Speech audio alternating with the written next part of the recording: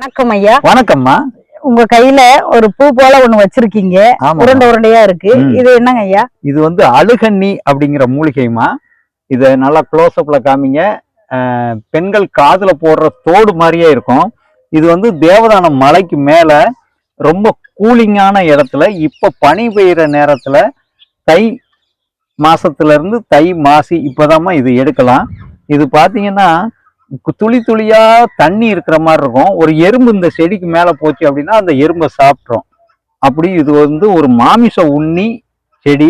இது வந்து தாதுவை நல்லா வலுப்படுத்தும், திரிதோஷத்தை சரி பண்ணும். வயசானவங்களுக்கு இதுல சூர்ணம் பண்ணி ஒரு 500 மில்லி கேப்சூல்ல கொடுத்தாலும் சரி, அப்படி இல்லைன்னா கஷாயமா போட்டு குடிச்சாலும் சரி. எனக்கு தெரிஞ்சு ஒரு வைத்தியர் ஒரு 10 வருஷமா இதை எடுத்துட்டு வந்து கஷாயமா போட்டு குடிக்காரு. 85 வயசு 90 வயசு இருக்கும். இன்னமும் வேகமா நடப்பாரு. ரொம்ப ஆரோக்கியமா இருக்குமா. ஒரு அற்புதமான மூலிகைமா அந்த அழுகண்ணி. நன்றிங்க ஐயா. நன்றி அம்மா.